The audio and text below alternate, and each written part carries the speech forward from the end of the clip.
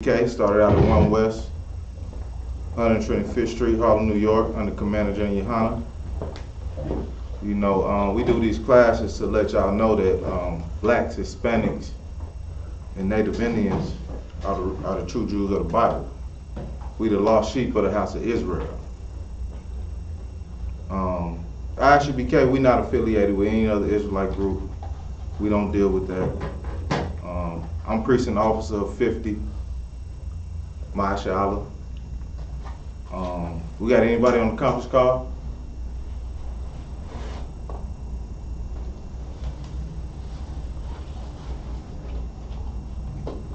Do we have anybody on the conference call? Alright, but we're gonna go ahead and get started. And you know, we're gonna talk about brotherhood. Brotherhood is a big thing in the UPK. You can't come in this school if you don't have brotherhood. You have to have it. That's a very important thing. Like, brothers have to know how to deal with brothers. I'm gonna pull a scripture to show you that brotherhood means something. We got anybody on the conference call?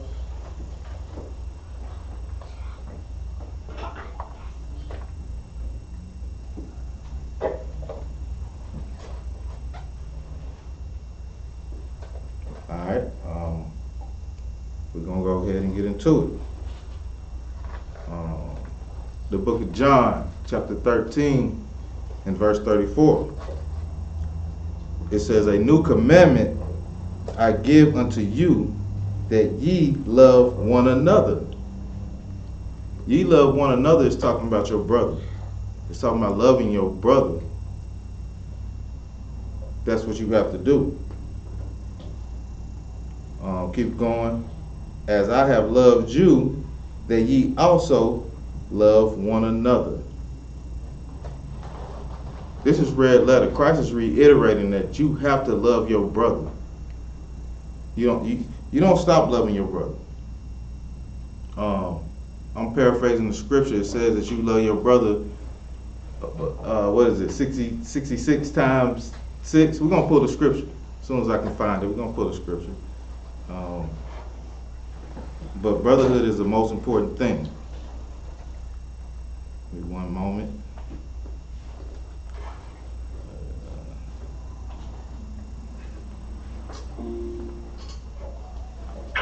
Anybody on the conference call?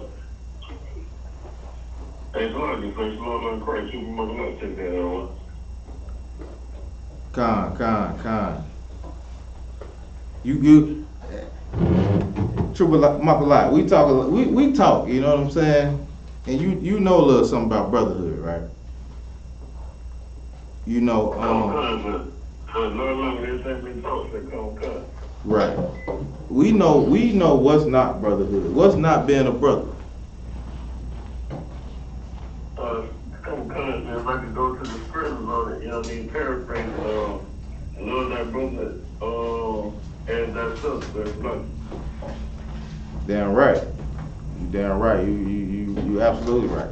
But what I'm looking for is, give me some examples of you come, like before you came in the truth. Give me some examples of you not being a brother to other brothers. It's like you said, if I could, as a perfect example, you know what I'm saying? Like, you know what I mean? Like, betraying your brother, you know what I mean? Like you said. Damn right, you're right. You betraying your brothers. Like, if you sell drugs to your brothers, that's unbrotherly. You ain't showing love to your people. You don't care about your people. If you celebrate Martin Luther King Day, you a traitor to your people. You get what I'm saying? So I'm saying, what's unbrotherly? I know you got it. Give me something unbrotherly. Like if they're, you know what I'm saying? If you want to steal from your brother, so to speak, what about, you know, even killing brothers? You know what I'm saying? Like, nah, damn right. You right. You said exactly what I was trying to bring out. You kill your brother, man. You fight your brother. You kill your brother. You don't care about him. What do that do for you? That don't do nothing for you. You always show brotherhood. We're gonna pull the scripture. You got a second eye? Pull me Matthew 18 and 21.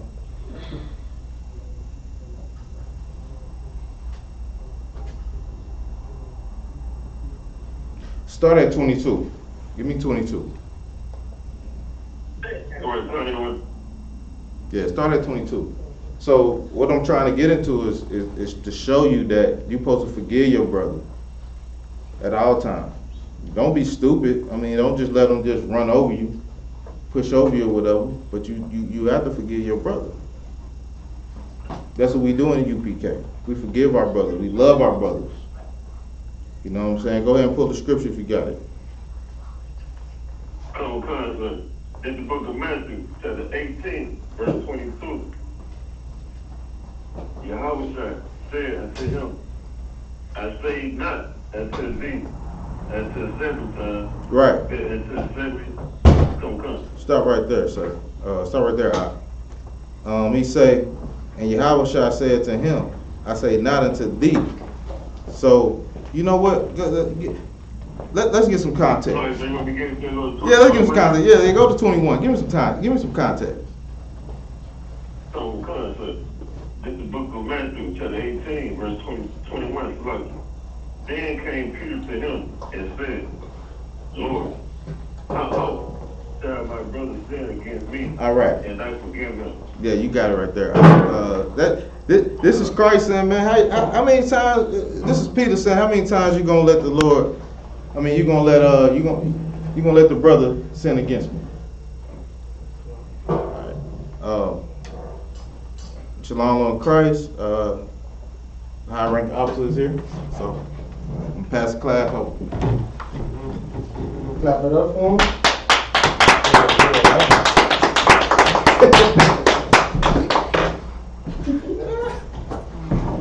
All right. Shalom on Christ, everybody. Everybody to up. All right. Let's see here. Okay, let me get the attendance down.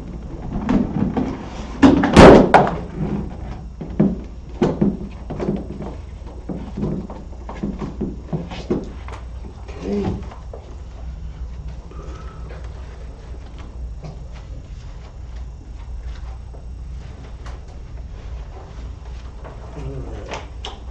I need a new notebook, man. All right. There we go. All right, who's on the conference call?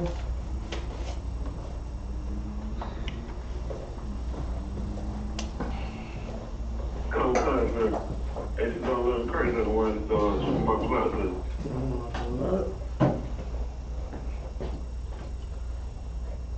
All right.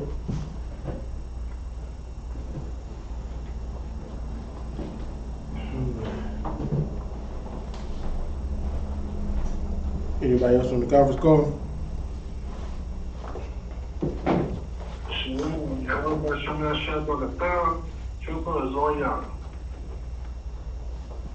Alright, so I'm split out. What's going on, huh?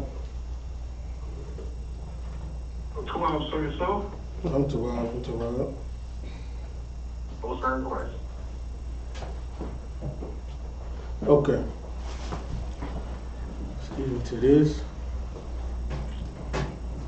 All right.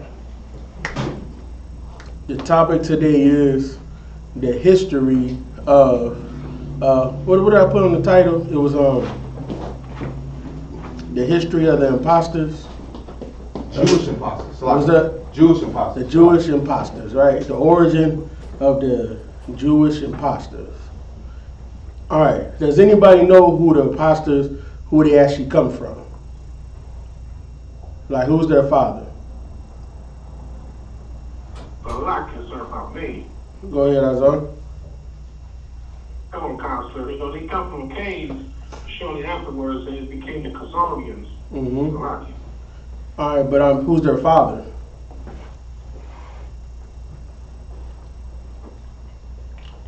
Salaki, sir. Go ahead. Is it Esau? Khan, that's their father. Who's his son that he come from?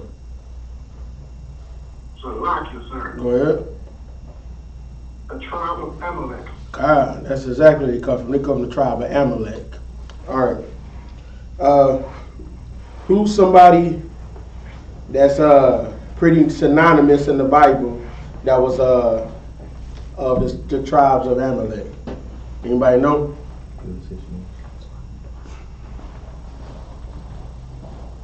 Salaki, sir. Go ahead. Is the royal, when we name the book of Esther, Haman. Haman, that's one. Who else we got?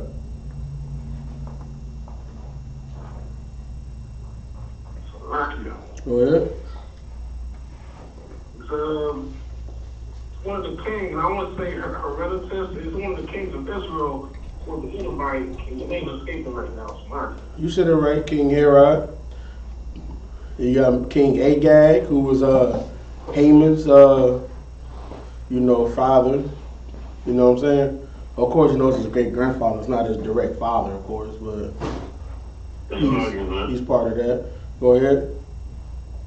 What about Tina? Who? Is that the Tina father that equates someone with? That I'm not 100% sure, but I want to know like prominent people. I'm not sure he was like prominent to that point. That's all. The remaining people I wanted was already mentioned was Herod and Haman and Agag. Those are the main ones I wanted to mention. All right. Now, anybody knows what happened is the Amalek, right? They started making their kingdoms to the north of Israel, right? And along in those mountains over there. That's where Mount Seir. Anybody ever heard of Petra? Ever heard of Petra before? That's Petra. Go ahead. So it's near the Caucasus Mountains, the city of Petra. Good. Named after the rocks. That's where all the, U.S. Congress, Senate building, Jerome, and all that. They get the architecture from. They get a lot of that architecture because if you know anything about their architecture, basically it comes from a multitude of people, right? Anytime they can't make their own, it got to come from Egyptian, it got to come from the Arabs, it got to come from who else? Whatever they find, that's what they make their culture out of, right? Anybody know, and you said they came from the Khazarian Empire, right? Anybody know what the word Khazar means? That's who we've been studying. Who knows what Khazar means?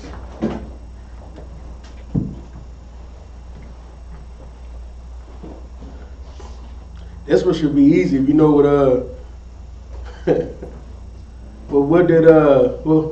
what's some of the traits of Esau? Go ahead. Does it mean cave dweller? No, it doesn't mean cave dweller. The rock is served on me. I mean, you own it though. You in what they describe themselves as. Go ahead. So I know there's many the Turkish people. The Tsar was a leader of Russia, but Okay. Go ahead. Wondering. Good that brother. A hand.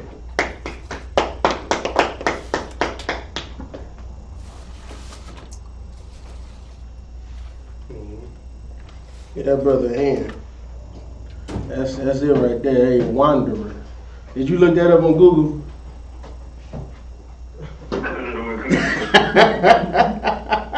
Hey, you got use your Google machine, man. You gotta use your Google machine. All right. You gotta use your Google machine, man. But yeah, that's what it means. It means wanderer. Because what are Caucasoids known for doing? Wandering from place to place, right? That's what they're known for. Because why? Well, because what are they? a fugitive, and a vagabond, right? What's a vagabond? And what's a fugitive? They somebody escaping justice, right? That's what a fugitive is. And a vagabond is somebody that doesn't have a home. All right, so that's what's so synonymous about them having the Khazarian Empire. All right. Let me see.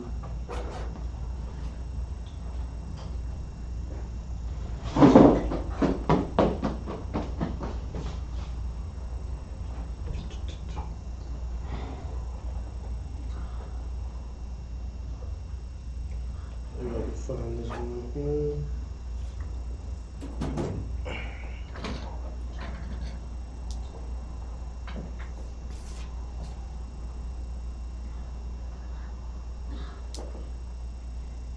All right.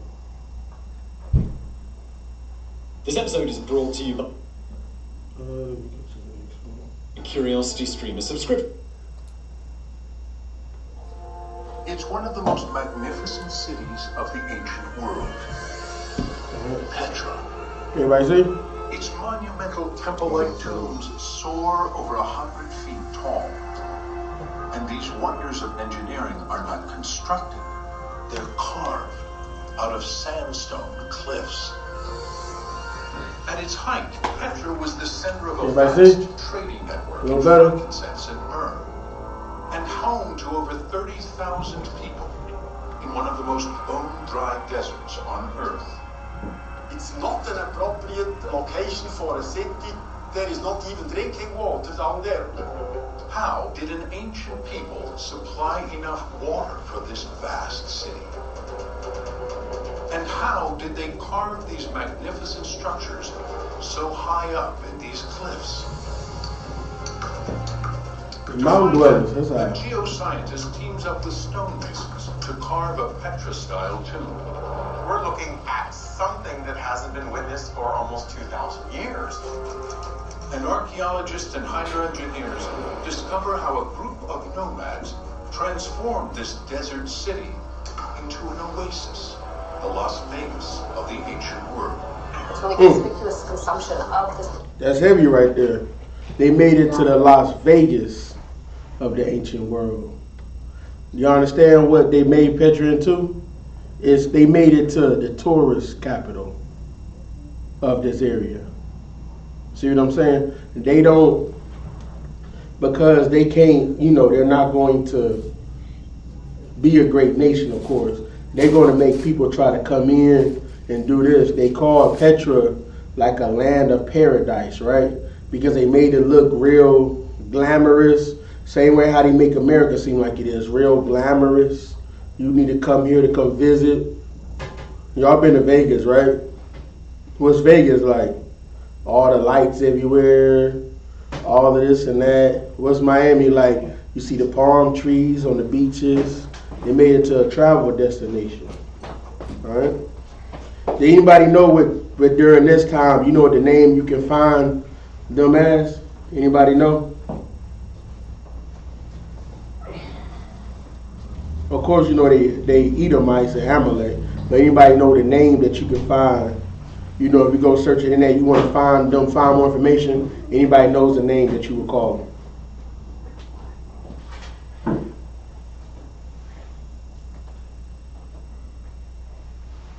Right on the conference call, got a name? Okay, the question is, what did they call, like, what is the name of these people?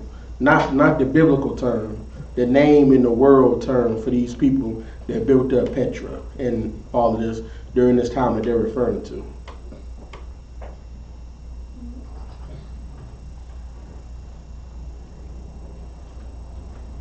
Anybody know? No, sir. Okay. The word, go ahead. Was it the Turkish? No. I'll give it to you though. It's called the Nabateans. Okay? When they're talking about the Nabateans, they're talking about Amalek during this period of Petra in Mount Seir. Okay?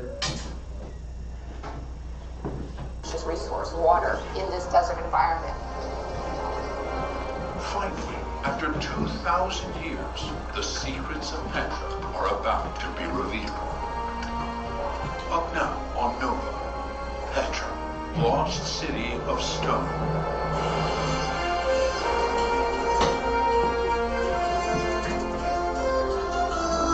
Funding for Nova. It's one of the driest places on Earth. Yet concealed among the canyons of this harsh desert in the kingdom of Jordan is a magnificent ancient city, Petra. For over 1,000 years, its location remained hidden, protected by fortress-like cliffs and Bedouin tribes who fiercely guarded its secret. Then, in 1812, a Swiss adventurer disguised as an Arab pilgrim risked his life to search for the legendary city. Johann Ludwig Burckhardt makes his way through the sea, a dramatic canyon rising almost 600 feet that twists and turns for nearly a mile. Near its end, the canyon widens to reveal a towering, temple-like facade.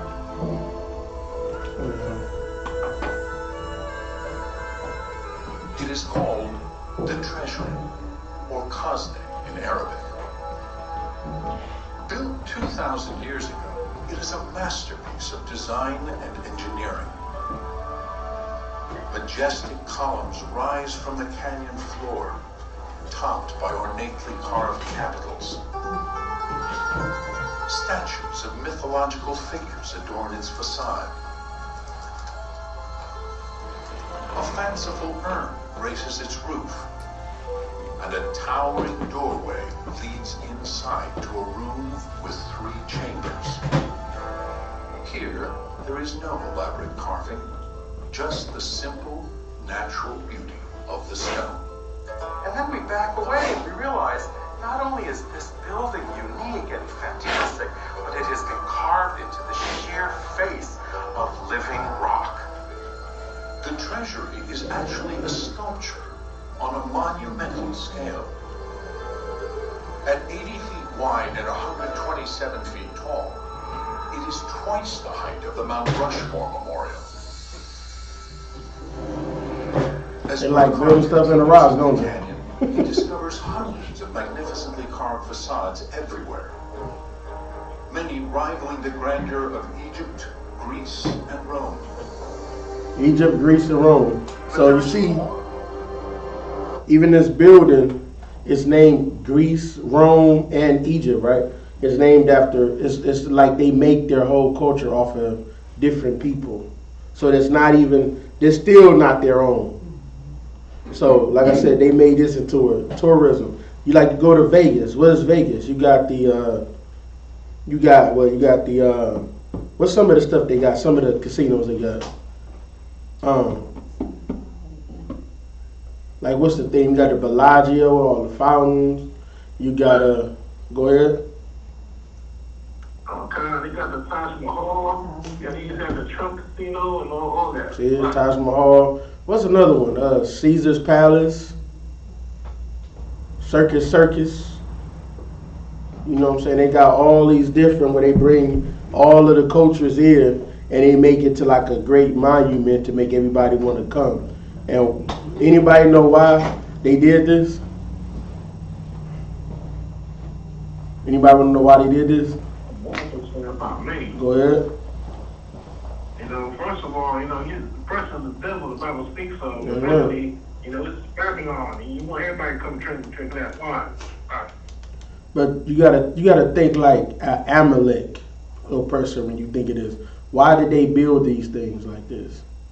Why did they build this city? Salakia. Go ahead.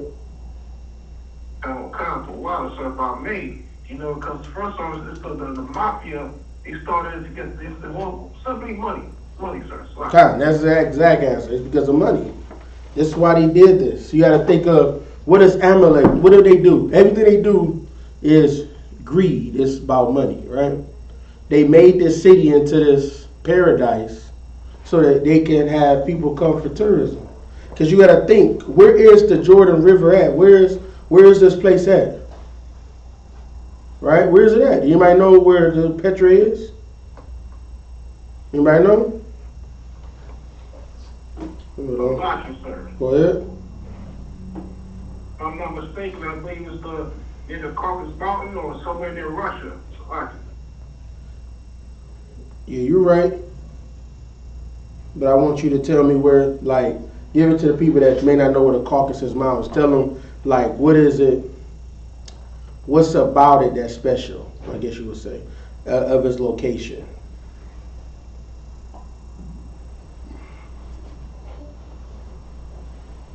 Go ahead.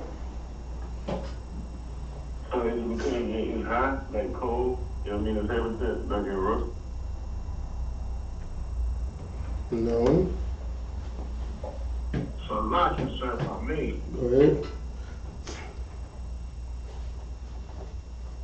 Go ahead. A camel count, sir. That's the home of the Edomites. That's where they came out. God, They came out of the caves. Well, I'll give it to you. Like, I'll give it to you. All right, you see where this is at? This is where Petra is.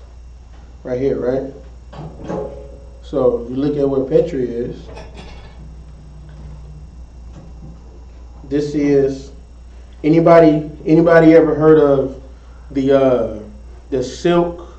I mean, if I told you, I mentioned I did a class on before. The Silk Road slave trade.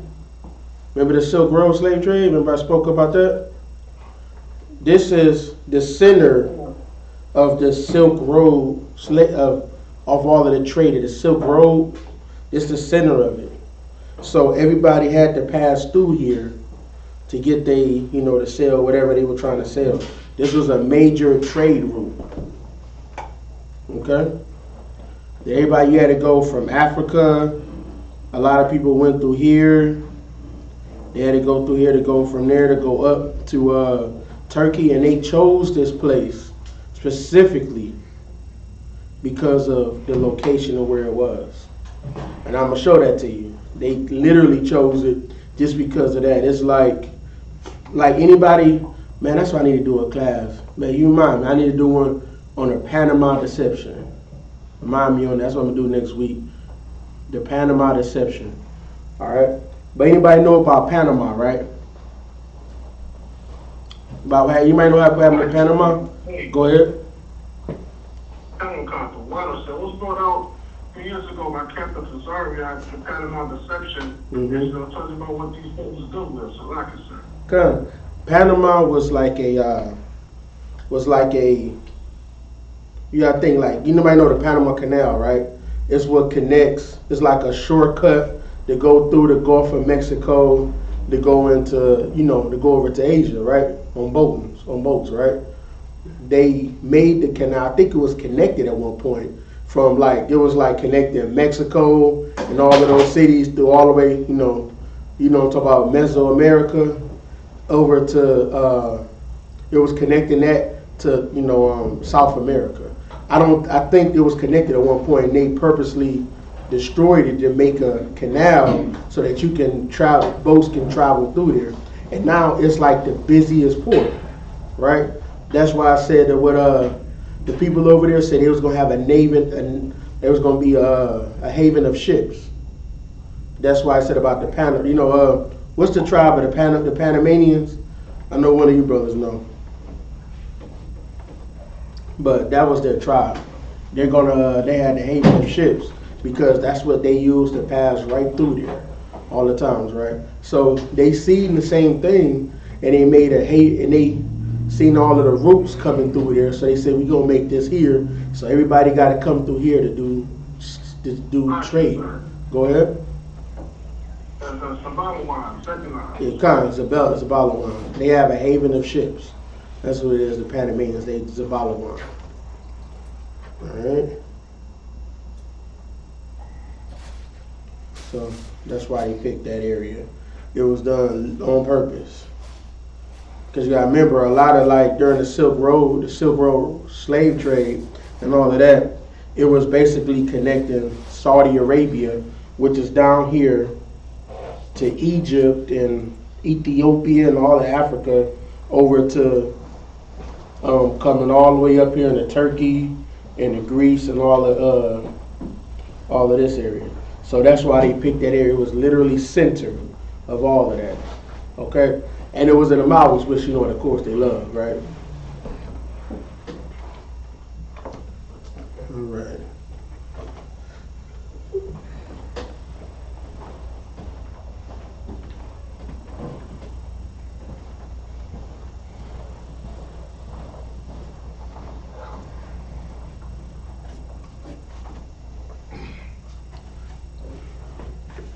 Now let me see. See anything else in there? The ruins of an entire city.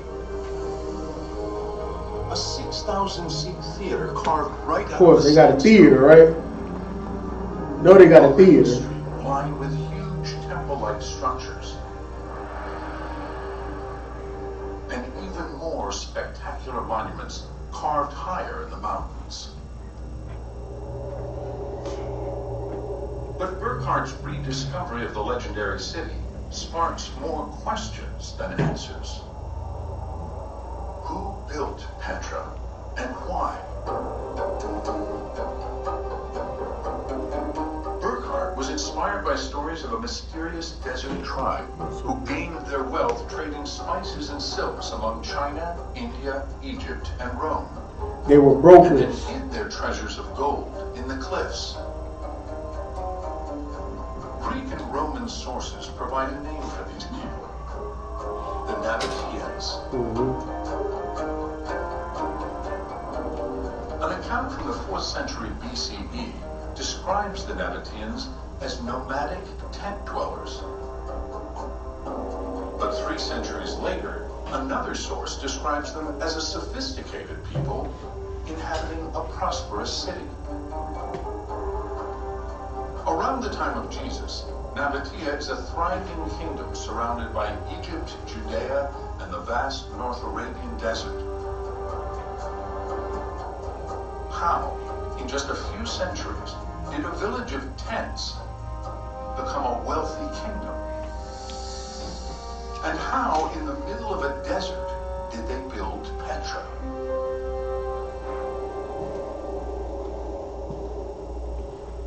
Tom Paradise has spent over 3 decades trying to find out. He's a geoscientist who specializes in preserving ancient structures. Alongside the treasury, he sees strange square marks that could be a clue to how it was built. Are these marks the remnants of where an ancient scaffold was anchored to the cliff face? For many years, people considered these to be holds for wooden scaffolding that may have been used for the actual carving. But Paradise has doubts. If these are scaffolding marks, why did the Nabateans leave them here? And why are they found nowhere else in Petra?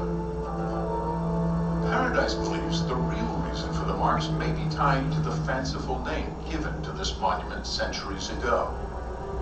This building is called the Chazne. It is the treasury. And so legend goes back millennia that this housed riches.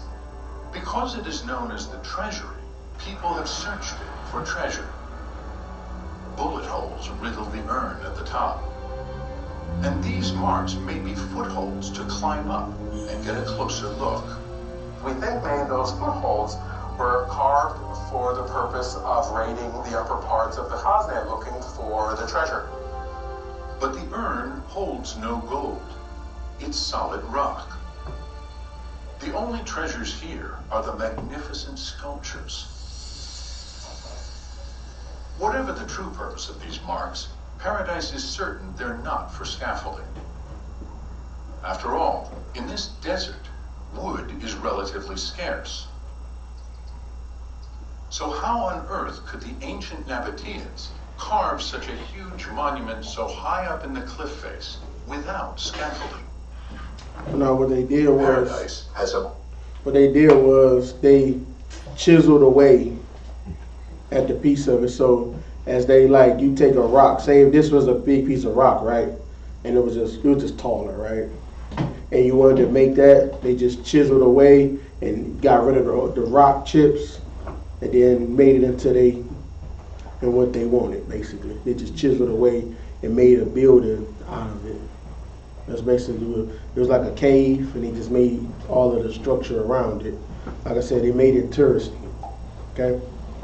All right. Let's go here. All right. Anybody ever heard of this book right here? The 13th Tribe. This is by a man named Arthur Koestler. Go ahead. Oh, yeah, come. You heard that before, the 13th Tribe? Come. Okay. Arthur Koestler, he's what you call a fake Jew, right? That's what he is. He's Ashkenazi or Sephardic, one of them.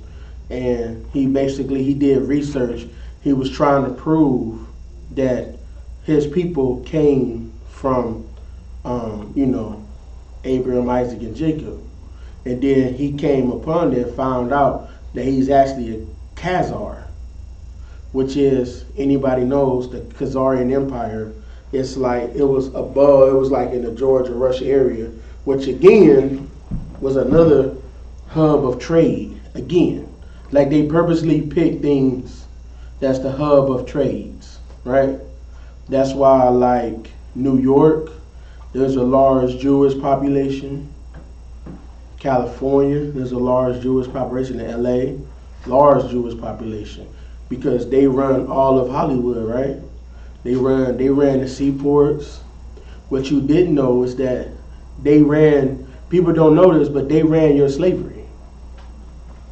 They were the brokers. They the ones that bought and sold you over here, right? You just think of it as just regular, Caucasoids that did it, right? But no, these were the Jewish people that did this. They were the ones, like their families, like those, like who is it? Like the Chase Manhattan banks. If I'm not mistaken, that's a Jewish ran bank. If I'm not mistaken, right? They ran those things. The banking industry, a lot of them all is in the banking industry. That's where that comes from. That's where they got the money for it, right? Doing your slavery. So then they started making banks. They started getting into that. Most of them, if you notice, they owned a lot of brokerages, right? The insurance department, all of the insurance that when you got, how you got to go get car insurance, right? Anybody knows you have to have an underwriter, right? They're the underwriters for your insurance. And do you know how they underwrite your insurance? You know what the insurance for the insurance is? Take a guess. What's the insurance for the insurance?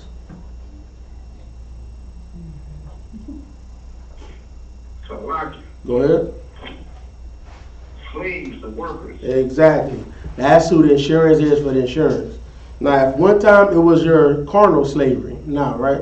At that time, in the 1800s and before, right? It was carnal slavery. That's where they backed the insurance with. So they knew they were going to get their money, no matter what, right? Now it's jail labor. Which, what does the 13th Amendment say? No man should be made a slave unless he commits a crime. So now, all of those jail cells, they're owned by Jewish people. All them jails, they're owned by Jewish people. You're not going to see that. They're not going to tell you. It's not in the open. But these are Jewish-ran corporations, right? Because the same ones, somebody brought it out. Somebody said the same people, I think it was I.S.U.P.K or something. He said the same people that was telling them to write the lyrics that tell them to do all of the crime, the criminal activity in the rap songs, were the same people that was investing in prisons, right? And who runs the entertainment industry? Fake Jewish people. I bet you if you go anywhere today and you try to go in the music industry, before you meet 5 people, 3 or 4 of them going to be Jewish. If you meet 5 of the big people, 3 of them going to be Jewish. And you can just name them right off. Epstein and Weinstein, Jewish people. What did Epstein do? He brokered little girls to all the rich people. Y'all see the correlation? They're brokers. They're going to broker things out. They're the ones selling women, selling body parts of people, selling organs. They're the brokers. They're the ones that do that, right? You go to anywhere from, what's the dude that's with Dr. Dre? The oppressor dude. Anybody know his name? The one that was Dr. Dre. Go ahead. Go ahead. Common Con, it's Eminem, Marshall Mathers. No. The dude that owns Aftermath or whatever, like above him. Yes, sir. Rick Rubin. No, it's somebody else, but he's a fake Jew too. Like I say, you're gonna meet some fake Jews. It's another one that's right there that was in the beats with him. I can't remember his name, but that's another one right there with him. Go ahead. So is that the one that they was showed in the movie? All the things he was doing to them, like how he was taking their money and stuff like that. Is that the one you're talking about? No, that's not. That's another one. Okay. Jerry Keller. That's the Jewish man. That's the Jewish man. I'm talking about the dude. It's gonna kill me till I think of it. But what's his name is? It's gonna kill me. Somebody look up the name of the dude that owned Beats. What's that? Is it Jimmy Levine? Huh? Jimmy Levine? Jimmy Iovine. Yep, that's it right there. Iovine. Jimmy Iovine. That's who it is. Jewish man. Even the dude, I like the show, I ain't gonna lie. That show, Catfish. What's his name? Neve, whatever the hell. Jewish man. Even he Jewish. All over the place is Jewish. The dude that made the Subway commercial that got accused for messing with little kids, Jewish man. Yeah, right. All of them is Jewish. But they don't mind messing with little kids. That's why they was, the priest was, when they circumcised the boy, they circumcised it with their teeth. Right? They don't mind the little kids. They don't mind that. Right? So all of them, all the ones that you think, you were like, how the hell is he famous and making money? What did he do? Be Jewish. Right? Go ahead. I'm gonna conquer water, real heavy points out of water. That somebody doing it was Jared. Yeah. And back in New York, Dame Dash and Jay-Z, they got messed up by what's his name, Leo Cohen. Yep. Leo Cohen. Barry, Donald Khan, he's a May. You was Barry Gordon. He said he got messed up by the, they call it Shylock. That's what they do. Mm-hmm. Kind of like Cohen, that comes from, that's their interpretation of the word Kahan, which Kahan means priest. But that's what Cohen means, right? But yeah, all of them, they all in that music industry, right? So, and that's what they are. They're going to be brokers and traders. They're all into that because because it's like this, they don't want to own, they don't own any resources, right? They don't get resources. Wherever they go, they don't get resources. They want to get your resources, right? They make everybody else into a resource and they get your money off of that, right? Like I said, this is a Silk Road trade. Silk was a heavy import and export, which anybody, like during the Chinese time, nobody knew where silk came from. Chinese, they made silk. They came from silkworms, right? And they would take it and weave it into silk, and everybody wanted this mysterious fabric, and they were the ones helping to broker that out. That's where the Silk Road, that's where that comes from, the Silk Road, slave trade and all of that, the Silk Road. All right. Let's see here.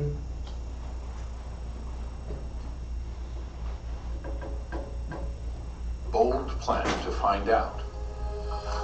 Thousands are investigating how the Nabateans could even survive in this bone-dry environment.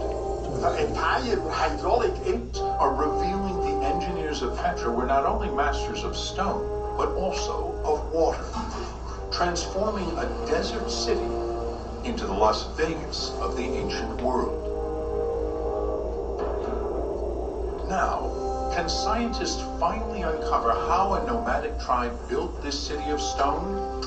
And why Petra ultimately vanished into legend?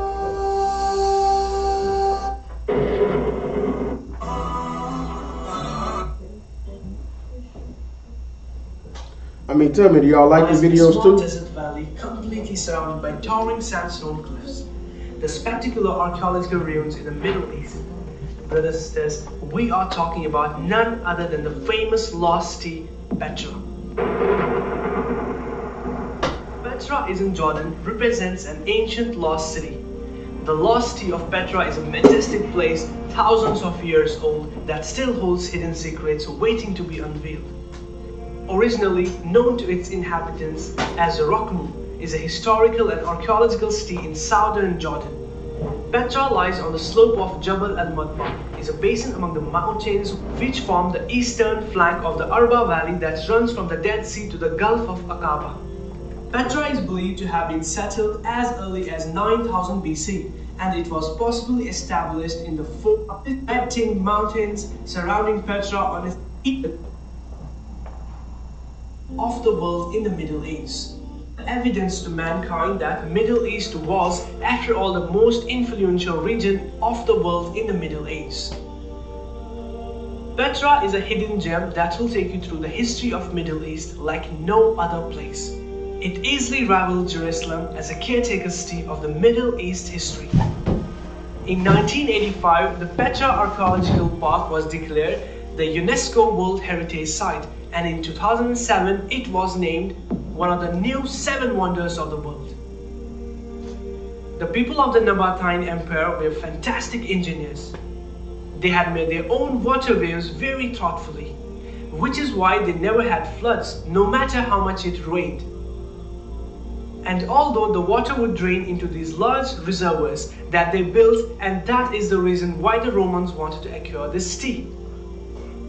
Scientists say more clues remain beneath the surface. We have uncovered just 15% of the city. The vast majority, 85%, is still underground and untouched.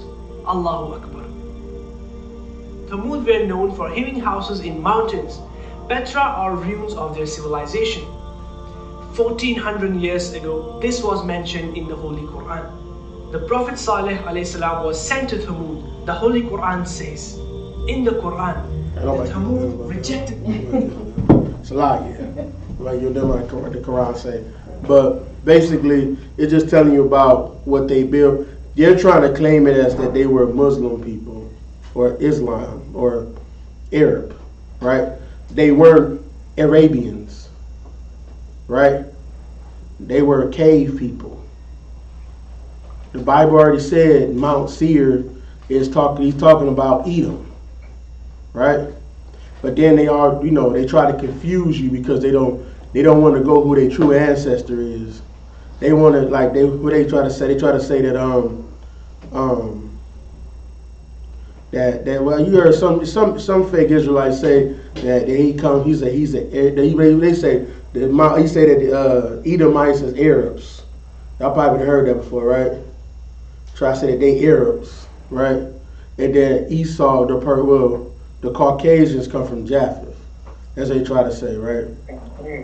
But no, they is Edomites, and they don't come from anything Arabian. They just use their culture and use their language like they do everybody else, right? Because they knew the Arabians at this time, they were the ruling nation. A lot of the stuff, like a lot of the trading and all of that, they did a lot of that. So during these times, that's who that's who was the winners, kind of like, and they was the ones going in between here and there, and then they had Rome up above them, so they was able to get all of the money from everybody, and that's where they set themselves up. And this is where King Herod is from. He comes from these people, from Mount Seir. That's where he was born. You can look it up. He was born at Mount Seir. And these people here during this time, they were converts to Judaism as well. That's why when they moved up, because eventually this land got abandoned. I forget what happened, but they ended up losing the land. They just left it and went up into the mountains, up higher into the mountains, right?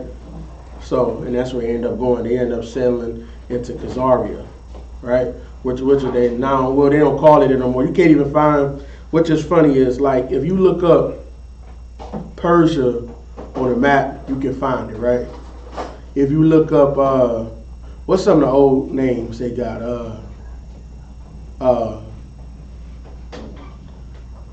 Arabia, or you look up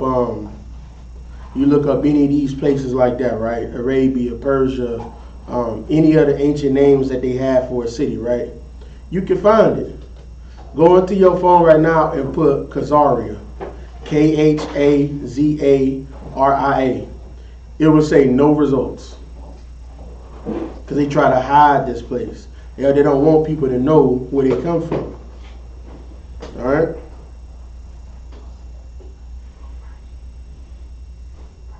You ain't gonna have no Khazaria. They want that to be hidden. All right. Huh? It says a forgotten Jewish empire. Where is it at? I just pulled it up. Are you going to Google? Yeah, in Google you'll find it, but you won't be able to find where it's at. Like on Google Maps. Okay. Yeah, that's what I mean. So where it's at, you won't be able to really know because they try to keep it from. They don't want anybody to know where they come from. So they hide that. They don't want you to know where the Khazarian Empire was. What did they call like Iraq back in the day? What was the term? I can't think of the name of it right now on top of my head. But it was a term they used to call it. It was Iraq. It was Assyria. Kind of, is that what you about to say? I was going to say Samaria. You said Syria? I was going to say Samaria. No, I think it was Syria or Assyria. They used to call it that. You can find where that was, and that's Iraq, right? But if you go there, you can't find that place. All right, now, in this book, Arthur Kessler, the 13th tribe, right? Like I said, he was trying to prove that he came from Abraham, Isaac, and Jacob, right? And then he ended up finding out he was from the Khazarian people. All right? And then so happened when he wrote this book, right? After he wrote it, they found him and his wife dead in a hotel room. Go figure, right? What y'all think happened to him? All right, now this is the rise of the Khazarian Empire. About the time when Charlemagne was crowned Emperor of the West, the eastern confines of Europe between the Caucasus and the Volga were ruled by a Jewish state known as the Khazar Empire. At the peak of its power from the 7th to 10th centuries AD, it played a significant part in shaping the destinies of medieval and consequently of modern Europe. The Byzantine emperor and historian Constantine Porphyrogenus must have been well aware of this when he recorded in his treatise on court protocol that letters addressed to the Pope in Rome and similarly those to the Emperor of the West had a gold seal worth 2 solidi attached to it, whereas messages of the king of the Khazars displayed a sea worth 3 solidi. Was not flattery, but let me get to the point I'm trying to read. Okay, the country of the Khazars, the people of Turkish stock, occupied a strategic key position in a vital gateway between the Black Sea and the Caspian, where the great eastern powers of the period confronted each other. It was acted as a buffer protecting Byzantium. Byzantium is where black people lived at. And don't get me wrong, it was still white people there. But it was like we kind of more had a foothold in the Byzantine Empire more so, right? It acted as a buffer protecting the Byzantium against the invasions by the lusty barbarian tribesmen of the northern steppes. Bulgars, Magyars, even more importantly, both of the point of the Byzantine diplomacy and European history. It's the fact that the Khazar armies effectively blocked the Arab avalanche in its most devastating early stages, and thus prevented the Muslim conquest of Eastern Europe. The Khazar country lay across the natural line of advance of the Arabs. Within a few years of the death of Muhammad, the armies of the Caliphate, sweeping northward through the wreckage of two empires and carrying all before them, reached the great mountain barrier of the Caucasus. This barrier, once passed, the road lay open to the lands of Eastern Europe, and it was on the line of the Caucasus the Arabs met the forces of an organized military power, which effectively prevented them from extending their conquest in this direction. The wars of the Arabs and the Khazars, which lasted more than 100 years, though little known, have thus considerable historical importance. The Franks of Charles Martel and Fyodor Torres turned the tide of the Arab invasion. At about the same time, the threat to Europe in the east was hardly less acute. The victorious Muslims were met and held by the forces of the Khazar kingdom. It can scarcely be doubted that but for the existence of the Khazars in the region north of the Caucasus, Byzantium, then the bulwark of European civilization in the east would have found itself outflanked by the Arabs, and the history of Christendom and Islam might have been very different from what we know. So basically, after they got over the mountains and everything like that, they had to meet when they got past the Georgia-Russia mountains. They met with the Khazars, who was there to stop a lot of the Muslim revolution from coming in, right? Because after Muhammad, everybody think of peace as this religion of Islam, but no, Muhammad, his band of bandits was trying to kill everybody. Same as Christianity, right? Trying to kill everybody. All right. Our investigations cannot go into problems. Go ahead. So sir, if I may, I heard a question, sir, if I may. I heard a few years back that the Khazarians, they converted to Judaism, as a strategic tactic, right? Because you got the Christians and the Muslims and all that going to war, so they converted to Judaism, and just as a strategic move. God, you skipped ahead of me a little bit. I was getting to that point. But he was right that when they seen that both of them were coming to the side, you had Islam on the right and the Christians on the left, right? They didn't want to go and they came to a point they had to pick a side, right? They didn't want to pick a side because that would make them subordinate to either side, right? So they said, we're going to be Jewish. They had already been Jewish before, right? They had already known about the Bible, known about the Torah. They already knew about all of that because remember, they were also the Nabateans. All they did was move up a little bit. They were the Nabateans. The Nabateans was, like I said, King Herod he came from that, the Nabateans. And he was a fake Jew, right? So they already knew about all of that. All right? I'm going to continue reading. No sweat. Our investigations cannot go into problems pertaining to the history of ideas, but we must call the reader's attention to the matter of the Khazar kingdom state religion. It was the Jewish faith which became the official religion of the ruling strata of society. Needless to say, the acceptance of the Jewish faith as a state religion of an ethnically non-Jewish people could be the subject of interesting speculations. We shall, however, confine ourselves to the remark that this official conversion, in defiance of, now this is what they're saying, in defiance of Christian proselytizing, which means people like, what do they call the people? They go around trying to convert people into the faith. Evangelists, right? Evangelism, everybody seen evangelists, right? It's the same thing. So go ahead.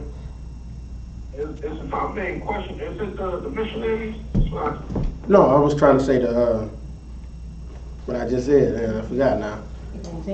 Evangelists. There you go. God, yeah, the evangelists. That's kind of the same way you can say it's somebody that's a proselyte.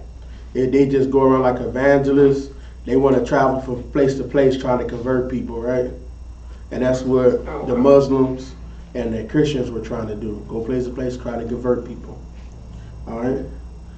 Proselytizing by Byzantium, the Muslim influence from the East, and in spite of the political pressure of these two powers, to a religion which had no support from any political power, but was persecuted by nearly all, had come to a surprise to all historians concerned with the Khazars, and cannot be considered as accidental, but must be regarded as a sign of the independent policy pursued by that kingdom.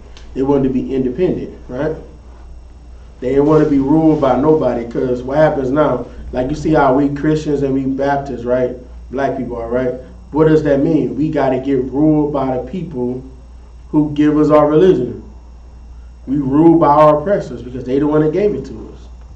You naturally going to be enslaved in your mind because of that. They were wise enough to know that they need to have their own God, per se, their own religion. But then, if you see how they are, they picked a religion that both of them respected.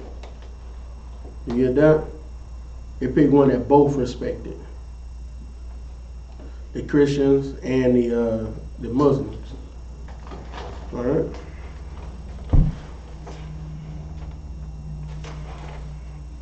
Another part. A new approach, both to the problem of the relations between the Khazar Jewry and other Jewish communities, and to the question of how far we can go regarding this Khazar Jewry. The Jewry is meant, let's talk about Jews, right? As the nucleus of the large Jewish settlement of Eastern Europe. The descendants of this settlement, those who stayed where they are, those who immigrated to the United States and to other countries, and those who went to Israel, constitute now the large majority of world Jewry. And Jewry is, like I said, that's talking about is Jewry. So that's the people that's claiming that they're Jews. So the people from this place in Khazaria make up all the people that are saying that they're Jews. Right?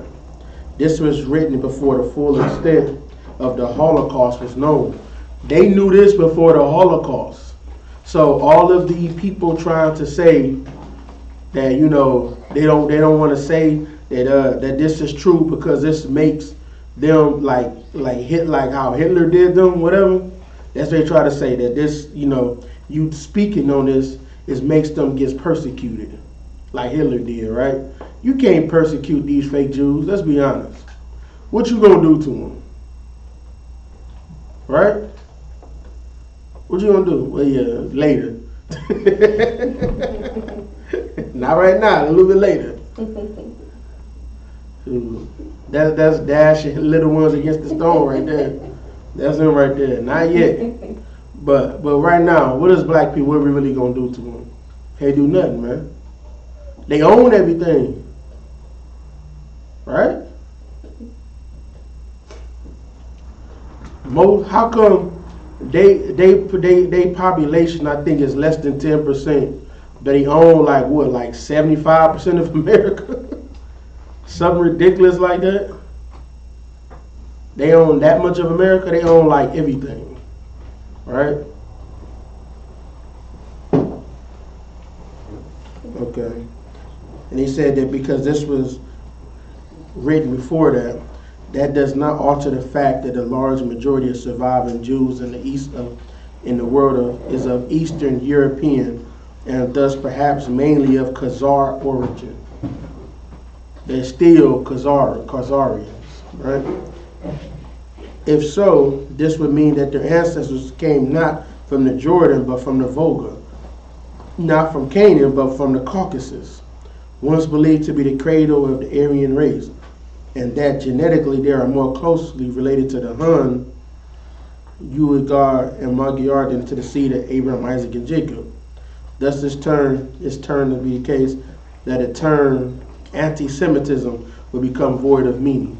Now, they think of those people as being from Japheth, the Vulgars and all that, because they say that those are the Aryan race.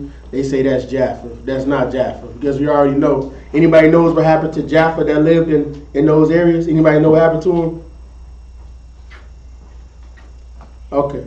Go ahead. Kind of select the ones in Hawaii and the Europe. They're not, in Australia, they got colonized. They never done. They just take their land and so that's them. Okay. Now, if you want to learn about that, you got to look up, the name of them was called the Sabians. Okay? The Sabian people. The Sabian people, they were living in Europe before the oppressor was. Okay? Now, the Sabian people, was that?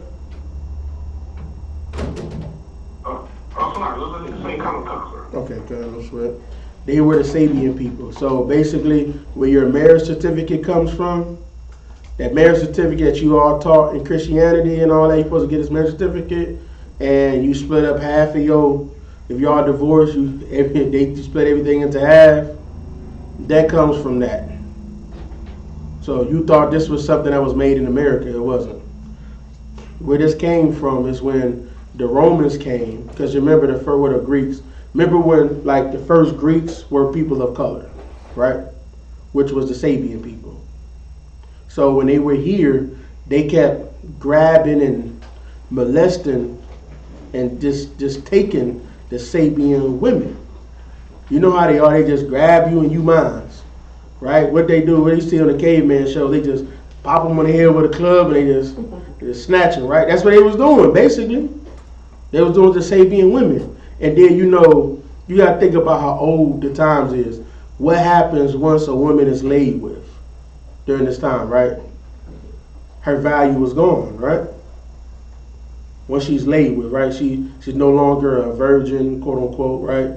She's a man that's laid with her. So now, they're kind of lost at a little bit, right? They're like, man, you keep taking our women and you lay with them, so now they're not, they're no good for men in that sense, right? So they don't want to give away a man, this woman that's been touched by another man to somebody else. So they started saying, you got to do something, you got to be with this woman. And so what they did was they started making a marriage certificate that they knew that once they did this, if she died or whatever the hell happened to them, the people would be able to get their land back, the Sabian people. And what happened?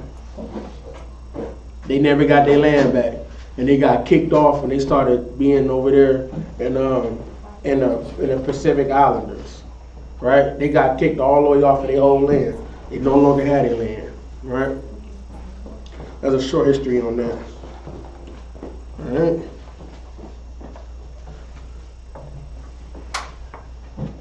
Let's see here. Okay, but it says, well, who were these remarkable people? Remarkable as much as by their power and achievements as by their conversion to a religion of outcasts. The descriptions that have come down to us originate as hostile sources and cannot be taken at face value. As to the Khazars, an Arab chronicler writes, they are the north of an inhabited earth towards the seventh clime, having over their heads the constellation of the bull. Their land is cold and wet. According to their complexions are white, their eyes blue, their hair flowing and predominantly reddish, their bodies large and their natures cold. Their general aspect is wild. What that sound like? Sound like your oppressor, right? He said their faces was white, their skin was white, right? Eyes blue, and hair flowing. Don't sound like a Negro I know. We all know the Jews is black, right? The origin of the name Khazar and the modern derivations to it gave rise has also been a subject of most ingenious speculation. Most likely this word is derived from the Turkish root gaz, which means to wander, and simply means nomad. They're nomadic people. They want to travel about. They were once over there. What do they say about? What do they say about the? What do they say about the Nabateans? They were nomadic people, right? The same people, nomads.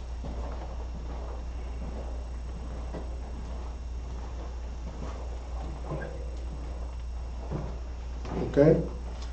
Now this is talking about the conversion of them, right? That was 843.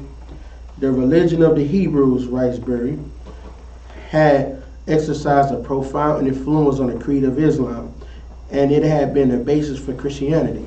It had won scattered proselytes, but the conversion of the Khazars to the undiluted religion of Jehovah is unique in history. At the beginning of the 8th century, the world was polarized between the two superpowers representing Christianity and Islam. So, in the 8th century, when the Dark Ages, right, it was basically, like I said, it was Christianity and Islam. They battling, they duking back and forth, trying to rule over who's going to rule over the world, right? The ideological doctrines were wielded to power politics pursued by the classic methods of propaganda, subversion, and military conquest. So they used all these techniques to rule over the other people. The Khazar Empire represented a third force, which had proved equal to either of them, both as an adversary and an ally. So they said they didn't want to be, they like say they want to be independent. They didn't want to be an adversary, or they want to be both, an adversary and an ally. They didn't want to be with them, but they didn't want to be against them. Right? Go ahead. How long did the Dark Ages last? How long was it? It was like from, don't quote me exactly, but it was like from 200 AD to right around 1400 AD, roughly. Somewhere in there. Like it's like it started in the 200s, because that's when like Priscinius Niger and all of them started taking over. Right. Right? And then it ended, it fully ended like when King James got killed. It was starting to be over like in the 1400s, but it really was over then. Because, you know, stuff like that, it don't happen like overnight. It takes time. Right, time has to go by. So, I got another question. So, what priest and prophet at that time was in the Dark Ages? What you mean? Like somebody out the Bible who was walking around. I mean, who was out there prophesying in the Dark Ages? I mean, well, that's kind of lost to history. I don't think we know who was out prophesying. Plus, you got to think, why do they call it the Dark Ages? There's two reasons. From my knowledge, I think it's just, this is when black people was in rulership. What's the other reason? That's all I know, sir.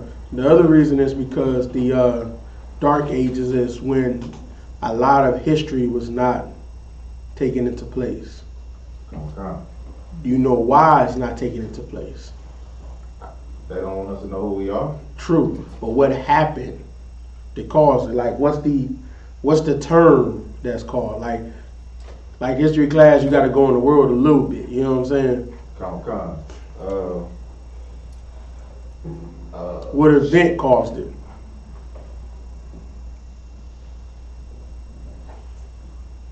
Slavery? I mean, Nah, not slavery.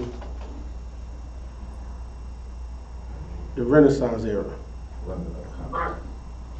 Yeah, I already said the Renaissance era, right? It's a little too late. But the Renaissance era is what caused it. Because we were ruling, that's when they started, y'all all have heard of the book, The Russian Icons, right? It's a book called The Russian Icons. This book, back in, they said in the 90s, it was like 12 bucks. If you want this book now, I haven't seen it for less than 400. Right? It's that much for a damn book. Go ahead. Is the Renaissance the same as the Jacobin revolution? The what revolution? The Jacobin, did they have the Jacobin revolution or the Jacobin time? I never heard of that before. The Jacobin? Yes, sir. Well, I never even heard of that before. Jacobin. I'll look it up, but I've never heard of that. But Renaissance, it started happening around the late 1400s and middle of like 1600s. That's when that Renaissance era started coming. So they started tearing down all of the black images. That's what you see in the painting. They were taking all the paintings, burning them, and making everybody, white. Right?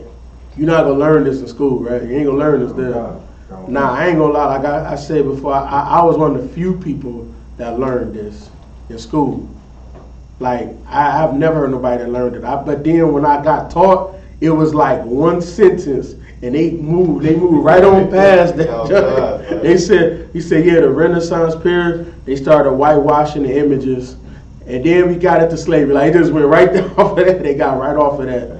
So I forgot about it, but then when I came into the truth, I remember like they did say black people was ruling in Europe. We were ruling Europe during that time, right? All right. Get back into it.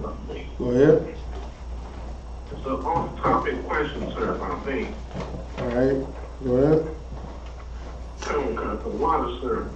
We had an excellent class, the lesson one class on Friday, and I'm trying to figure out, what's your name mean, or select. Oh, you already got that word dark, but it means how is he? Oh, most high Christ, the water, sir, powerful name, select. Yeah, the water. But all right, get back to this.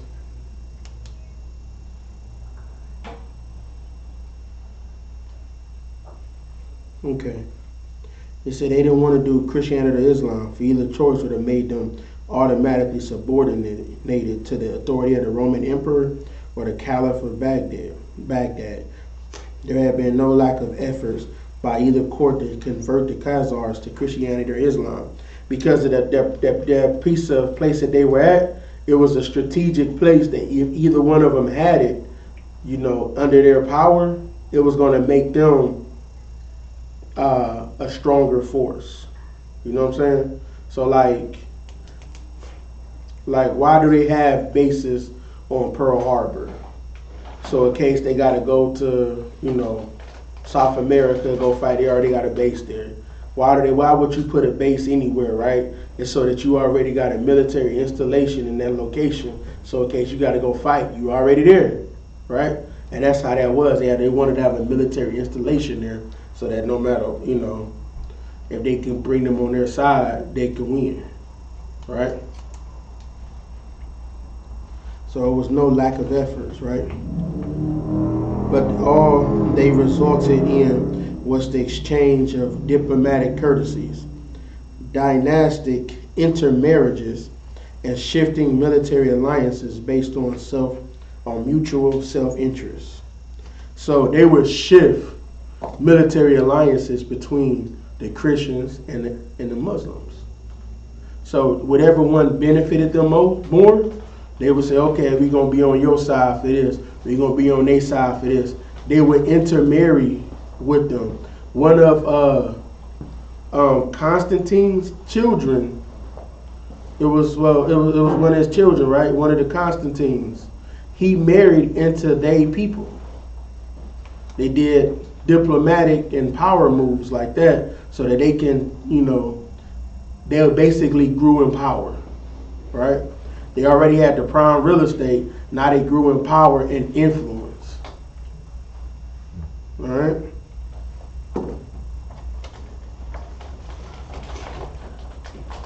Yet the conversion is to either creed would have meant submission and independence, thus would have been defeated on purpose.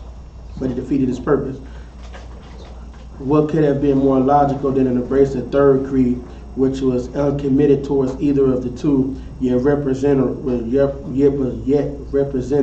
the venerable foundation of both. Because Judaism is, quote unquote, the foundation of Christianity and Islam, right? Because they came from Abraham, right? They're both Abrahamic religions, so they say, right? There can be no question that the ruler was actuated by political motives by adopting Judaism.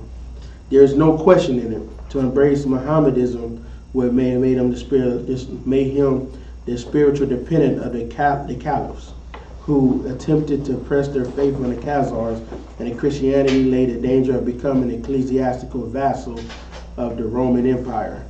Judaism was a reputable religion with sacred books which both Christian and Mohammedan respected.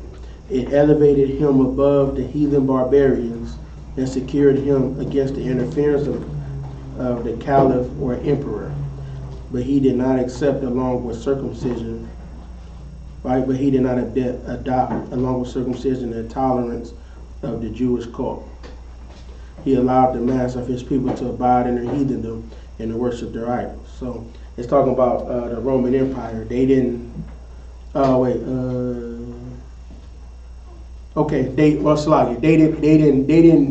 The people there in Khazarian Empire, they didn't go into all of the culture of the Jewish people. Like, they didn't do circumcision. Of course, they did it later, nasty people. But they didn't do the intolerance. Like, Jewish people, like, you being a Jew, right? You're supposed to be intolerant of people, right?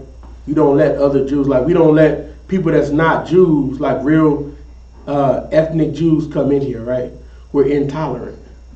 So they didn't practice that. They let anybody come in, right? And he allowed all of the people there abide in their heathendom and worship their idols. If you know if you can look this stat up, most people that say that they're Jewish don't even believe in God. They're atheists. But they say that they're Jewish. But let me ask you a question. With that being said, how can you prove that they're not the real Jews?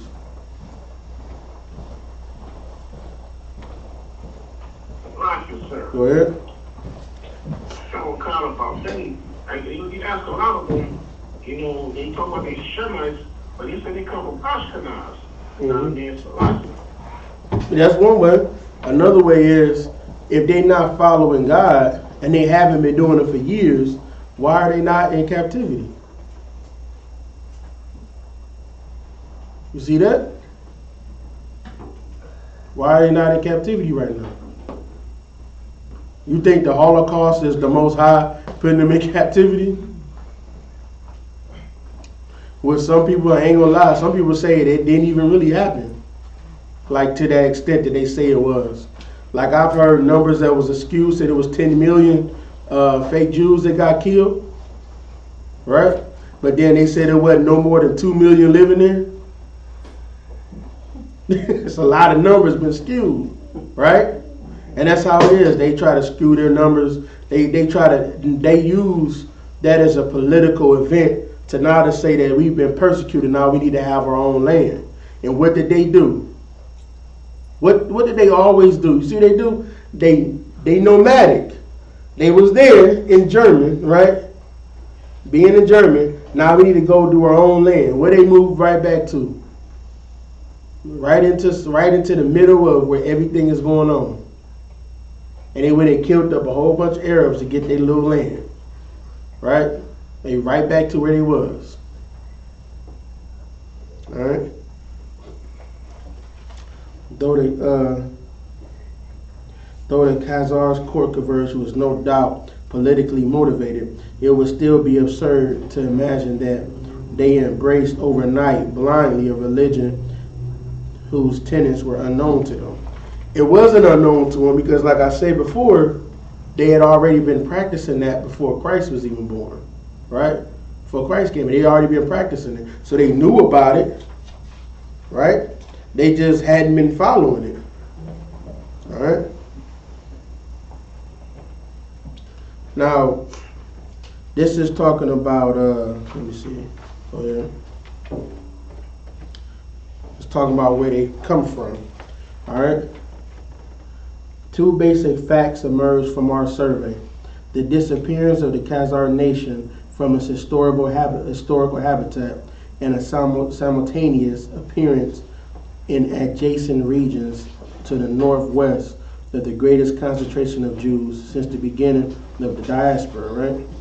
Since the two are obviously connected, historians agree that the immigration from Khazaria must have contributed to the growth of Polish Jewry, right? The conclusion supported by the evidence cited in the previous chapters, but they feel less certain about the extent of the contribution, the size of the Khazar immigration compared to the influx of Western Jews, and their respective share in the genetic makeup of the modern Jewish community. In other words, the fact that Khazars immigrated in substantial numbers into Poland is established beyond dispute. The question is whether they provided the bulk of the new settlement or only as hardcore, as it were. To find an answer to this question, we must get some idea of the size of the real immigration from the West. They were subsequently converted to a class of royal usurers, right? Anybody know what usurer is? Usury. Anybody know what that is? Usury. Like it, sir. Go ahead. That's why Yahanna turned that table over in the temple. As the money changes, they'll charge you for money, interest. Mm-hmm. They charge an interest, right? That's what a usurer is. They charge an interest, right? It said whose main function was to provide credits for both political and economic venture. They gave you credit. Y'all see that?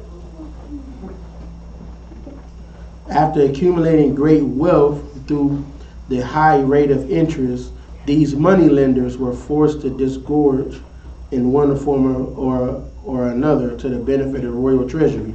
The prolonged well-being of many Jewish families, the splendor of their residence and attire, and their influence on public affairs blinded even experienced observers into the great dangers of lurking from the growing resentment of debtors in all classes and exclusive dependence on Jews on the protection of their royal masters, right? So that tells you, that shows you how powerful they became. They became powerful, and they got protection from all of their masters, right? Because they basically started being the money lenders to everybody and charging interest. So, like I said, the banks, Chase Manhattan, all of those big stock brokerage firms ran by Jewish people. The New York Stock Exchange ran by Jewish people, charging interest, right? And that's where they get their money, because they charge, because you pay $40,000 for a $15,000 car. That's interest, right? Think about how much money they just made off of you. And they didn't do anything for it. You worked for that. Right? They got 2 or 3 times the amount of money. They will lend you credit. All right? Let me see here. Anything else I'm going to bring out in here?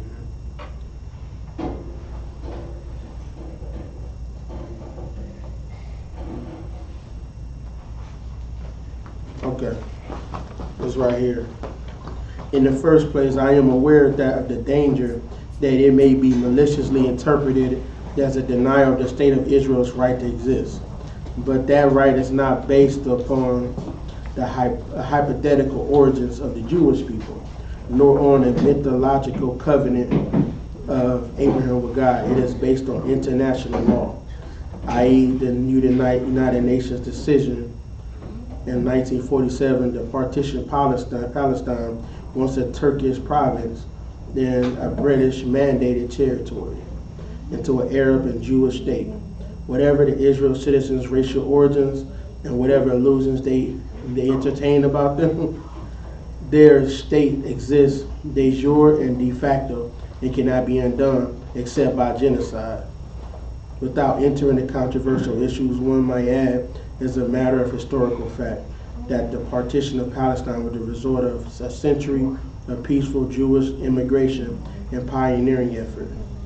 So they saying basically it don't matter where they come from. This is something that was done, and this is what they gonna have that land until genocide happens, right? Y'all know what that is.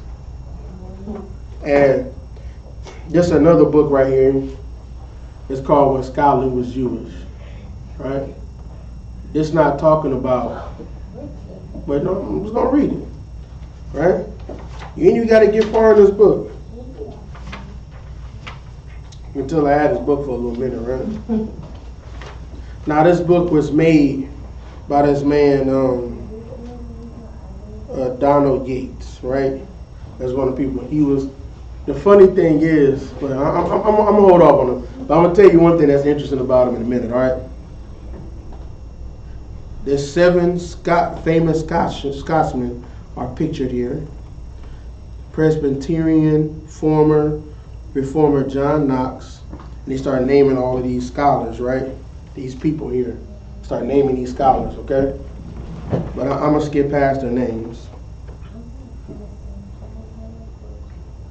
As cursory inspection will affirm, none of these prominent Scotsmen looks typically Scottish. In fact, they don't look typically Scottish. But these are, Caucasian men, right? Scotland people were Caucasian, right?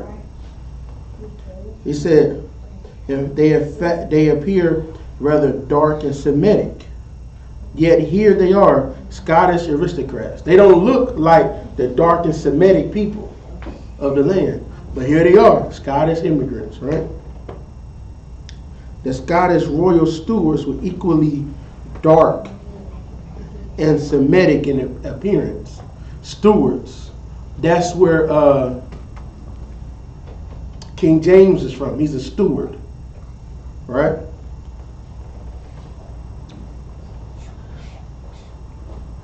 Charles II, dusky appearance. His mother, Queen Henrietta Maria, had been half mortified, writing in her consignment that the child, this is talking about her child, King Charles, right? Now this was Queen Henrietta Maria, right? Talking about her child, that the child was so dark, she was ashamed of him. He was quickly dubbed the black boy. Enemies made out that he was a black bastard begotten by a black Scotsman.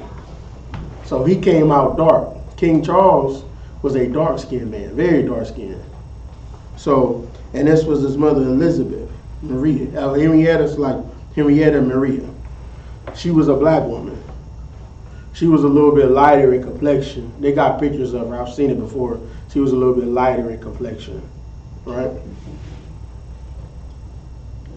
Now that's another part. It says what William seems to want to dismiss, perhaps unconsciously, is that the notion the early Scots and Irish settlers may have been something other than pure Western European. That is, they're talking about them fair-haired, blue-eyed, and light-skinned. There were to be no Spaniards, Italians, Greeks, or North Africans included among the noble race claiming to be Ireland and Scotland. This subtle yet pervasive effort in whitewashing Scottish history has colored, or more properly uncolored, as it were, more valid and inclusive accounting of its origins. For our present purposes, however, we do not care whether Queen Scotia and her stone of destiny from Egypt and Spain really existed. That is not the origin story we will be putting forward. Right? They don't want to tell the real story. Williams provides us with some information that new Scottish population looked like after 11 CE. One Viking invader, Thorfinn II the Black, was reputed to be extremely large and tall, ugly of aspect, black-haired, sharp-featured, and somewhat tawny. Anybody know what tawny means? Tawny is like when sisters y'all get makeup, there's a complexion called tawny, right? It's like a light brown. Y'all ain't never, y'all probably don't wear makeup, but y'all at least seen it before, right? Y'all looked at me like, what is makeup? Except for his enormous size, Thorfinn is not exactly handsome. Blonde Viking, he's not the handsome blonde Viking warrior one might envision, right?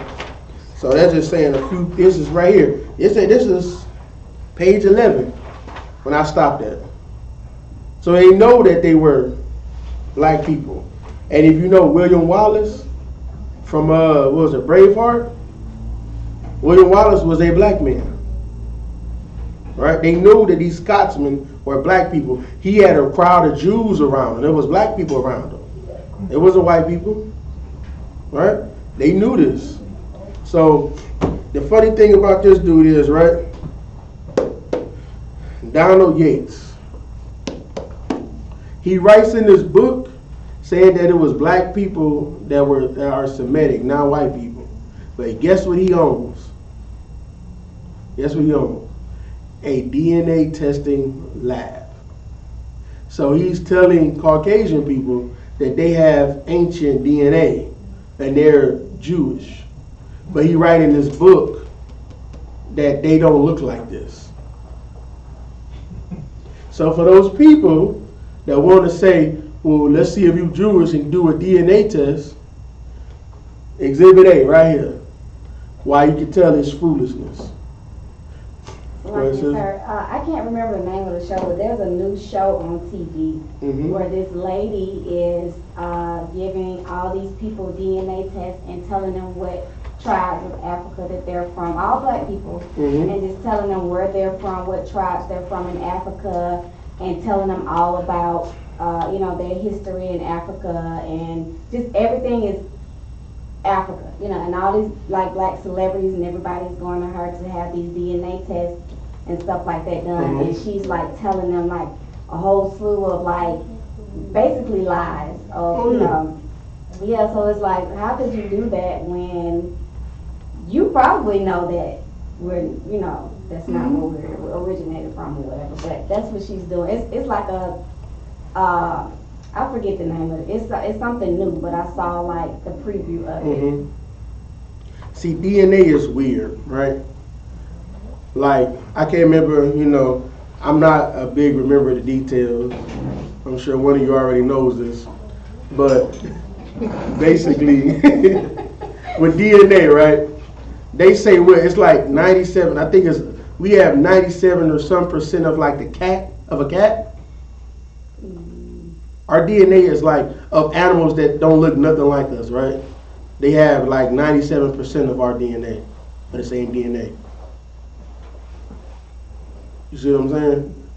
DNA doesn't all the time tell exactly where you're from. It tells you the traits that you're going to have in your body.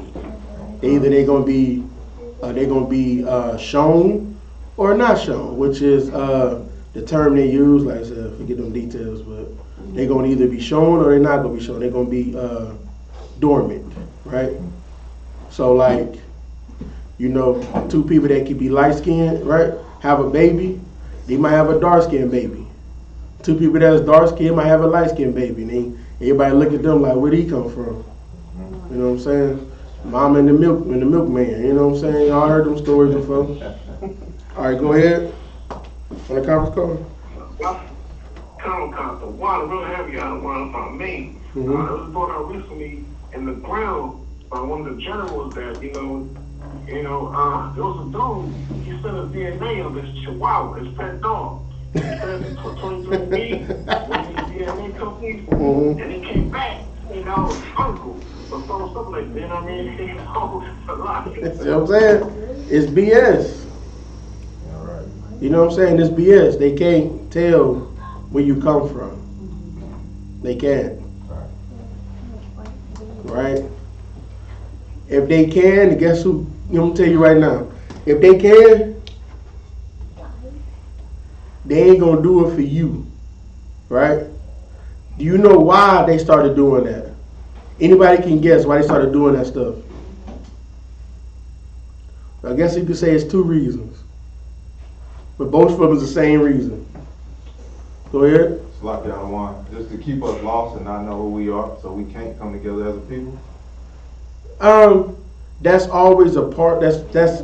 Here's what you gotta think of.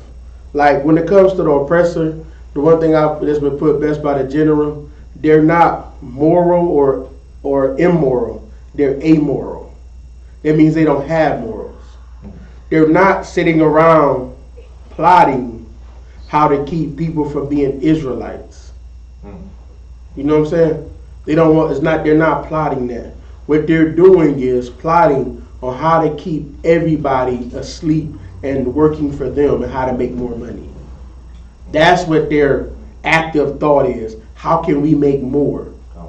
How can we become richer? They're not saying, let's keep Israel from knowing who they are. That's not what they're doing. Let's be real. Let's be realistic. Now, that happens to be was the effect, is the domino effect of it, but that's not what they're doing. Now, some parts of them, they don't want black people to know that they're Israelites, of course, because that's why they try to, whenever black people try to say that they're the real Israelites, they say it's unfounded, right? But I heard a Jewish man say it one time. He said, perhaps they are the real Jews. Perhaps we're not the real converts. Perhaps this is true. He said it on the damn thing. He said it. They know they're not the real Jews. They do any type of research. Anybody that does research on them, they will come to the establishment of they are not the real Jews. And black people here in America are the real Jews. But you can't say that. They're not going to go on NBC, CBS and say that. If you go, like when we used to go on shows, like one time I think it was on Donahue one time, or all those shows back in the 90s, the UPK was, and what they do is they try to paint you as radicalist, extremist, as they try to paint you as. They don't try to paint you as maybe he knows something, right? But what they're trying to do is they know that the reason why they started doing all of this, because if you know anything about it, now they have a whole new like job description for people. It's now they got it's part of forensic scientists now. So now they're using your DNA now to solve crimes. That's how they got that one of the serial killers in California. He was about 85 years old and they got him in a wheelchair going to prison, right? He was a serial killer. They could never find out who he was. You know how they found him? One of his relatives that he didn't know nothing about did the 23andMe. She was like adopted or something like that. Like she was like long lost. And he said, oh yeah, you got a cousin that's I think the Hillside Strangler or whatever it was. You got a cousin. He the Hillside Strangler. And then they started looking in their family. They started looking through his family. And they started looking, and then they found him, and they got a piece of his DNA, and that's how they got him locked up. They doing it to solve crime. They want to have your DNA so they can put you in jail. That's why. Had nothing to do with you knowing who you were. I'm sorry. I know you love them, and you want. Oh man, they really want black people to know where they from. They want to know what tribes they from, and all that, right? And you see, man, you gave him, the brother said, he said he gave him his Chihuahua or whatever, his DNA, and they say he from the Buka Buka tribe, right?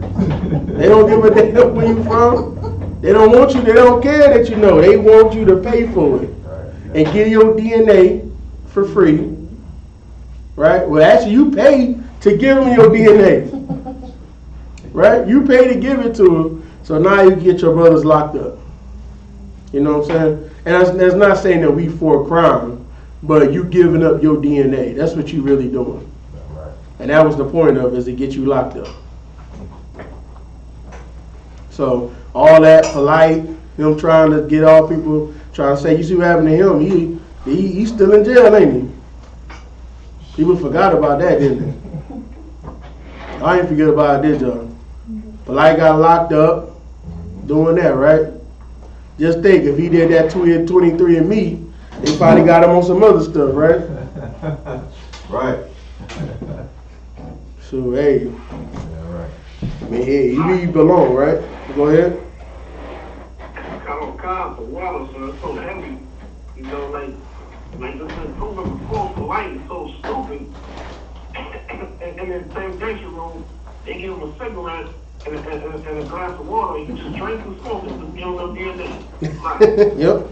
That's what they do. You know, when you in prison, when they interrogate you, they give you, you want a cigarette, man? Here you go. Get that cigarette, you got, they give you some water, so they get multiple sources of your DNA. Go ahead. Like I said, I watch First 48. They give you a Coke. All the time. You want a Coke, man? You want some water? What you want, man? So like they snitching for the Coke, man. Oh yeah, they give you all that, man. They'll let you smoke in the building. You ain't supposed to, what it say? No smoking in here. They'll let you smoke in there to get you behind locked up, right? What is this? I saw one instance where from the camera in the interrogation room actually caught one of the officers wiping off the water bottle. Mm-hmm. Wiping it with something or swabbing it with something. Yep, exactly. They do it, man. They want your DNA. And you just gave it to them. Right? And then, like, I like hearing conspiracy because, you know, I'm just that type of person. But they even say that's even part of, you know how they say it's a lot of organ harvesting? Mm-hmm. They even say that's how they get people DNA to know who they gonna try to wind up getting rid of or whatever. I mean, I don't know. I'm just saying. I mean, but the people that say all of this, they try to be, you know, them people that try to say I'm spiritual and into Egypt and all that. They want to say this about the oppressor like this, but why you giving your DNA? They say, well, he going around killing our women and taking their organs or taking our people's organs. Well, you probably could do that more if you give them your DNA. You think they don't have a registry of all the people's DNA? Right. You know what governments do? They go to those people and they put in a Trojan horse. Anybody know what a Trojan horse is? It's a program that lets them go into your system and get whatever they want out of it. That you don't even know. Like, you could be working for 23andMe and you won't even know what's there. Right? They go in there and take all the data that they want. They can go in there anytime and get your data out of there. Don't think they not. Why think they got all them hackers in the CIA and Homeland Security and all? Don't think they not. Right? If you score high enough in math and all of that stuff, you gonna get hollered at in college. You're gonna be out of here. They're gonna make you disappear. They ain't gonna never see you again. You're gonna be in there hacking for the US government. So, anybody got anything to bring up?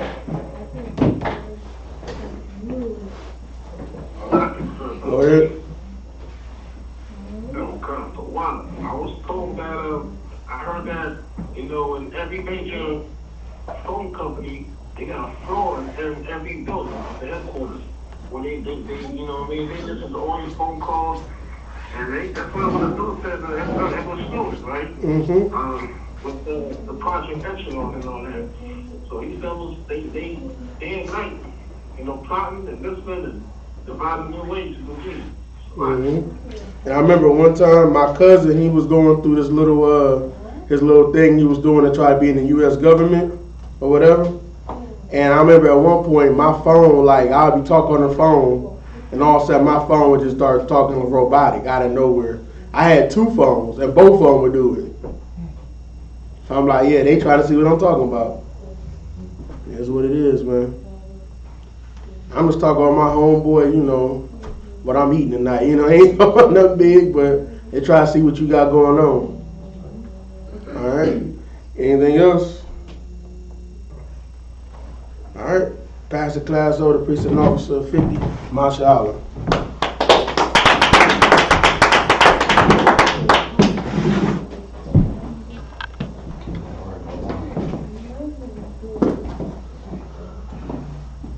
Yeah, that priest a powerful hand right there for bringing out that history. Alright.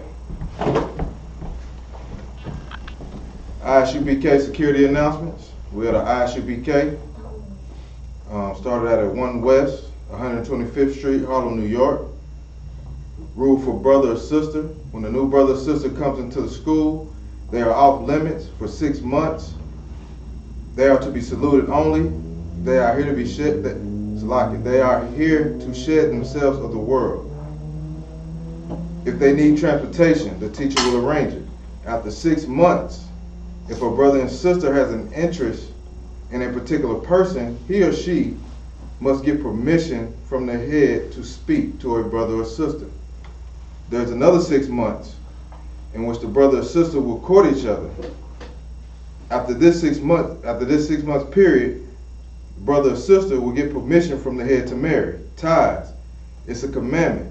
Numbers 18:21, Malachi 3, 8, and 10. Means tenth in the Hebrew ma'ashra. 10% of every penny.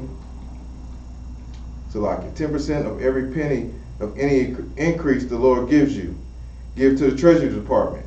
Priest fund. Free will offering for priests, not mandatory. Whatsoever amount you would like.